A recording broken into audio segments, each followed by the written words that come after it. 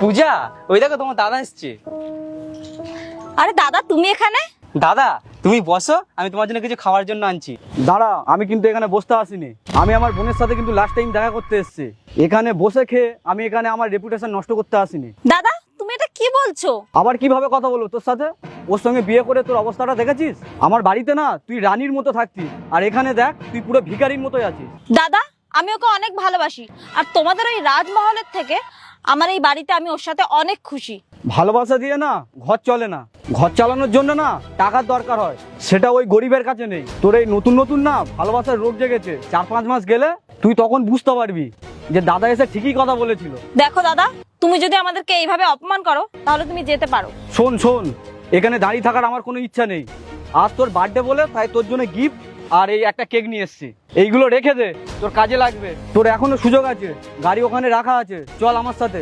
না দাদা, আমি তোমার সাথে কোথাও যাবো না, আমি এখানেই ভালো আছি। ঠিক আছে, আমিও দেখবো তুই এখানে কতদিন সুখে থাকিস ওর সাথে। এই ভিখারি তোর কিভাবে সুখে রাখে আমিও দেখবো। এগুলো রেখে দে, তোর কাজে লাগবে।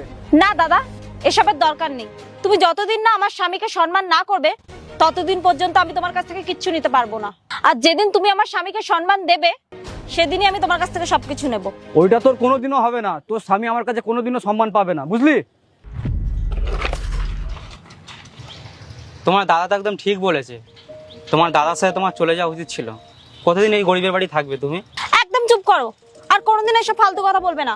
আমি সারা জীবন তোমার সাথে এখানে থাকতে চাই, কারণ এই বাড়িটা কোনো রাজমহলের থেকে কম না আমার কাছে। আমি তোমার সাথে সারা জীবন থাকবো, শুধু তুমি আমার সাথ কোনোদিনও ছেড়ো না। দাদা, তুমি আসো, ভেতরে আসো। দাদা, তুমি আজ হঠাৎ এখানে? সবকিছু ঠিক আছে তো?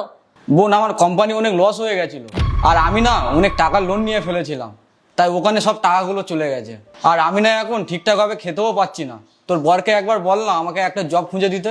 তুমি একদম চিন্তা করো না, আমি ওকে বলবো, ও নিশ্চয়ই একটা জবের ব্যবস্থা করে দেবে তোমার জন্য। আর আমি না তোকে আর জামাইবাবুকে অনেক অপমান করেছি, তুই আমাকে পারলে ক্ষমা করে দিস। আর টাকার নেশায় না আমার পুরো মাথাটা খারাপ হয়ে গেছিল, আর এখন দেখ আমি পুরো একদম রাস্তায় নেমে গেছি, আর আমার কাছে এখন বাড়ি গাড়ি কিচ্ছুই নেই।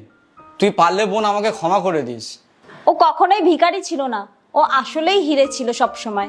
আর ক্ষমা তুমি আমার কাছে চেও না, যদি চাইতেই হয় তাহলে তুমি ওর কাছে চেও। আমাকে ক্ষমা করে দিস রে বোন।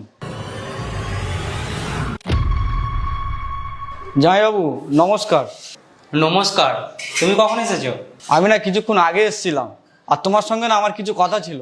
হ্যাঁ বলো। আমি তোমাকে না যা কিছু বলেছি না, তুমি আমাকে পারলে ক্ষমা করে দিও। আরে ওটা কোনো ব্যাপার না, আর নিজেদের মানুষের কথায় কেউ খারাপ ভাবে না। পূজা, তুমি দাদার জন্য ভালো কিছু বানিও। দাদা তুমি কিন্তু লাঞ্চ করে যাবে। আচ্ছা আমি আসছি। মানুষটা যদি ভালো হয় তাহলে গরিব হওয়াটা কোনোই অপরাধ না, কোনোই ব্যাপার না। কেমন লাগলো জানাবে, ভালো লাগলে ফলো করে দেবে। বাই।